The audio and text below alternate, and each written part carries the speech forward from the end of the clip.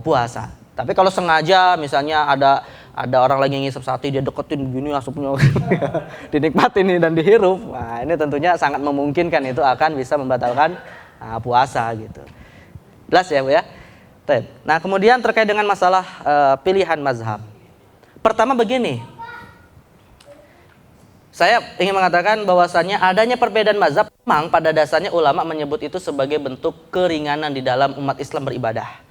Makanya Umar bin Abdul Aziz pernah berkata, au kama qala ma yasurruni anna ashaba Rasulillah sallallahu alaihi wasallam lam yakhtalifu li'annahum law lam yakhtalifu maka lana rukhsah. Ini kata Umar bin Abdul Aziz. Aku lebih suka melihat sahabat Nabi itu berbeda pendapat. Karena kalau mereka berbeda pendapat akan banyak rukhsah-rukhsah untuk bisa kami ambil. Artinya kalau nggak bisa yang A bisa mengambil yang B gitu. Tapi kalau mereka semua sepakat nggak bisa kita memilih yang lain gitu. Nah, artinya ada perbedaan, ini adalah rahmat bagi umat. Tapi para ulama juga menetapkan man tatabba'ar rukhas faqad tazandaq. Barang siapa yang sengaja mencari-cari kemudahan di tengah perbedaan pendapat, maka bisa jatuh kepada penyakit zindiq. Artinya bisa menjadi fasik bahkan murtad. Nah, maka sebenarnya rukhsah atau keringanan di dalam ibadah itu ada dua. Ada rukhsah yang mutlak, itu boleh kita ambil. Nah, ini disebut dengan rukhsah syar'iyah, seperti yang kita jelaskan ini. Karena syariat langsung turun menetapkan kemudahan itu. Tapi kalau rukhsah itu muncul di tengah perbedaan ulama, nah di sini kaedahnya kita harus hati-hati apa? Jangan dalam rangka memenuhi hawa nafsu. Ulama menetapkan paling tidak dua syarat. Satu, konteksnya darurat. Artinya begini Bu, kita selama ini konsisten dengan mengamalkan mazhab tertentu, pendapat yang kita pelajari dari kecil, itulah yang harus kita pegang. Di Indonesia misalnya mazhabnya Syafi'i, yang membedakan antara ibu hamil dan menyusui tadi. Nah itulah yang dipegang dulu. Atau paling tidak mengambil standar pertama, yaitu qadha, bukan fidyah. Ya. Tapi ketika misalnya dalam kondisi darurat, nggak bisa qadha, karena siklus hamil dan menyusuinya bertahun-tahun gitu ya. Ini kan berat nih kalau dia mau kemudian membayar qadhanya selama ini. Nah kita bersyukurlah ulama berbeda pendapat. Tapi dengan catatan yang kedua adalah mempelajari pendapat yang membolehkan hanya bayar fidyah. Bukan sekedar mungkin ada nggak ya pendapat yang membolehkan fidyah? Ya nggak boleh, itu namanya mengira-ngira. Tapi betul-betul belajar. Nah salah satunya ini yang kita lakukan adalah mempelajari hal tersebut. Tetapi tadi dua syarat. Satu sifatnya darurat. Dua sifatnya memang kita sudah mempelajarinya. Bukan atas dasar prasangka saja. Kalau dasarnya prasangka itu bukan ilmu. Tapi kalau dasarnya belajar itu sudah menjadi ilmu. Nah dua syarat ini yang harus kita penuhi. Nah seperti itu. Dalam rangka apa Bu? Dalam rangka agar tidak jatuh kepada pemenuhan hawa nafsu di dalam mengamalkan kemudahan di tengah para ulama. Jadi ulama membolehkan mengambil kemudahan, tapi juga dibatasi. Jangan sampai dalam rangka memenuhi hawa nafsu. Kalau memenuhi hawa nafsu banyak sekali Pak kita bisa melakukan hal-hal yang mudah. Saat sholat melakukan yang ini, saat puasa melakukan yang ini, saat zakat melakukan yang ini. Nah itu bisa kacau ibadah kita gitu. Nah, tapi konsisten dulu dengan ilmu yang kita pelajari. Kalau darurat nggak bisa mengamalkannya, cari alternatif pendapat yang lain. Nah itulah perbedaan pendapat. Dan yang terakhir masalah hutang puasa saat balik, jelas tadi disebutkan di dalam masalah syarat ya, syarat wajib puasa bukan syarat sah. Kalau syarat sah kan tidak ada balik. Ya betul, syarat sah kan tidak ada balik ya. Karena anak kecil yang puasanya benar, walaupun dia belum balik, puasanya sah. Dan itu pahala bagi orang tuanya atau pahala sunnah bagi si anak itu. Tapi bagi anak yang belum balik, memang pada dasarnya belum wajib.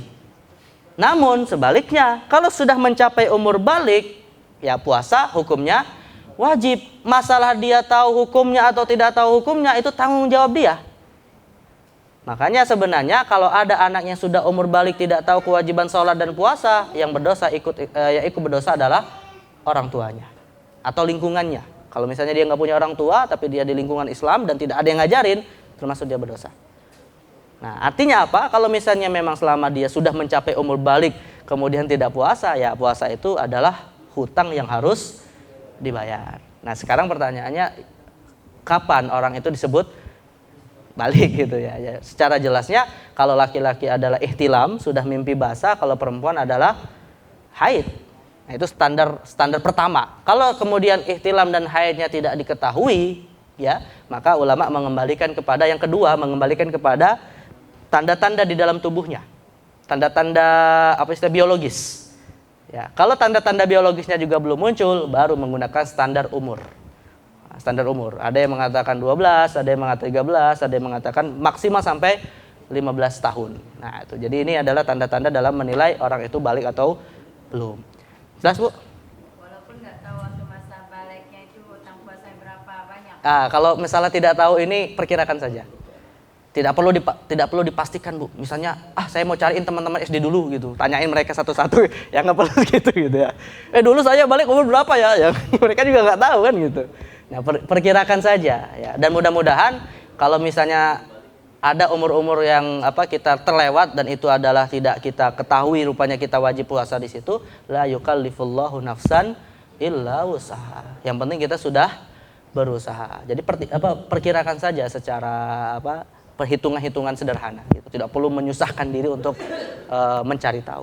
Berarti niatnya tetap mengqadha ya? Iya, karena qadha itu kan adalah ibadah yang dilakukan bukan pada waktunya gitu. Niatnya qadha puasa. Baik.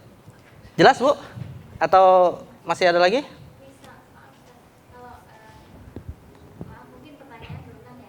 Kalau misalkan kita mengkodok puasa tersebut dengan cara Daud nggak apa-apa kan? Ya, ini kembali kepada tadi, Bu. Berniat, dua niat. Dua niat itu sebenarnya ada 3 jenis ya. Dua niat itu 3 jenis. Wajib dan wajib, wajib dan wajib, wajib dan sunnah, sunnah dan sunnah. Kalau wajib dan wajib jelas tidak sah, harus milih salah satu ya. Kayak tadi puasa Ramadan dengan qada Ramadan tuh nggak boleh gitu ya. Atau puasa Ramadan plus kafarat misalnya, itu nggak boleh. Harus milih salah satu, yaitu pada waktu dia Ramadan. Antara wajib dan sunnah ini juga tidak boleh. Tidak boleh dalam arti apa? Dalam arti yang sahnya itu yang wajib. Yang sahnya yang wajib. Tapi apakah kita bisa mendapatkan keutamaan hari? Boleh. Misalnya kita puasa qada Ramadan tahun lalu, Bu ya. Dilakukan pada bulan Zulqa'dah misalnya.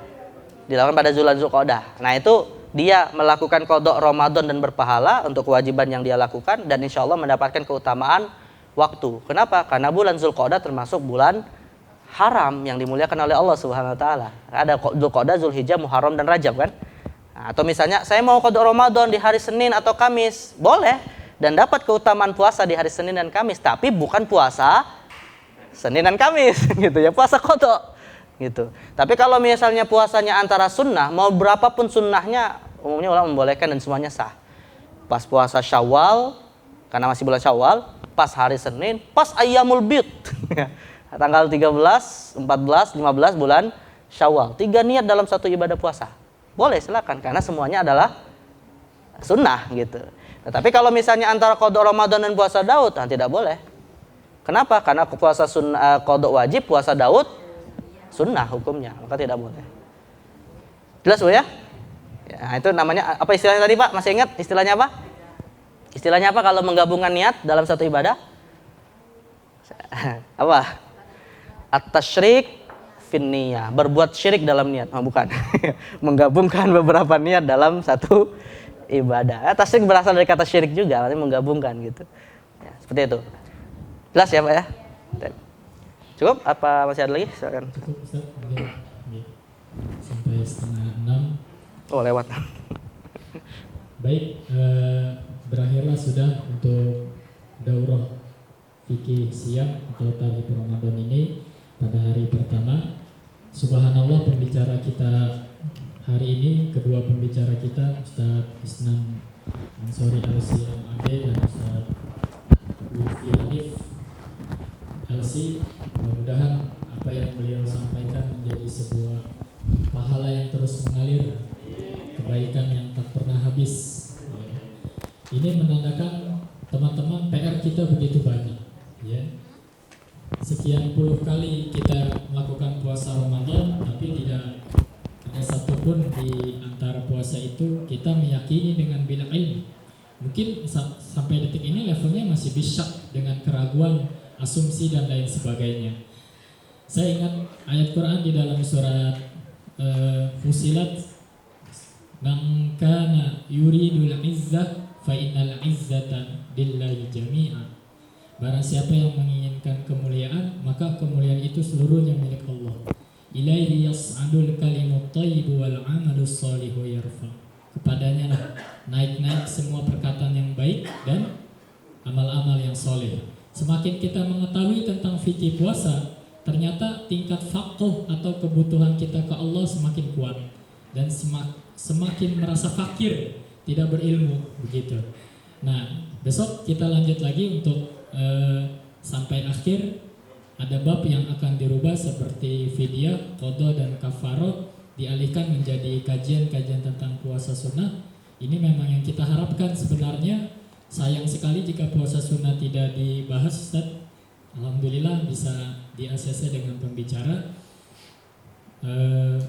Itu saja ya untuk hari ini. Mudah-mudahan keletihan kita menjadi sebuah ibadah yang menjadi pembuktian bahwa kita hamba Allah yang benar-benar ingin menuju Allah dengan ilmu tadi. Begitu. Cukup mungkin sebagai penutup agar sekiranya Ustaz Islam berkenan memimpin doa ya Ustaz.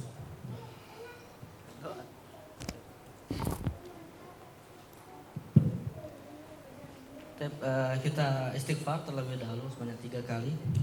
Astaghfirullahaladzim, astaghfirullahaladzim, astaghfirullahaladzim, innaka antal ghafurur rahim. A'udzu billahi minasyaitonir rajim. Bismillahirrahmanirrahim. Allahumma shalli wa sallim wa barik ala sayyidina Muhammadin sayyidil mursalin wa ala alihi wa sahbihi ajma'in. Hamdan na'imin, hamdan syakirin, hamdan yuafi ni'amahu wa yukafi mazidah. Ya Rabbana lakal hamdu kama yanbaghi li jalali wajhikal karim wa 'azimi sultanik. Allahumma 'allimna ma yanfa'una wanfa'na bima 'allamtana warzuqna 'ilman ya rabbal alamin. Allahumma ij'al liqa'ana hadha liqa'an marhuma wa tafarraqana min ba'dihi tafarruqan ma'suma.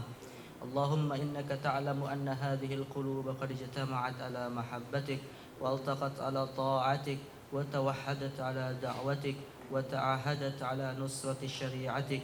فوثق اللهم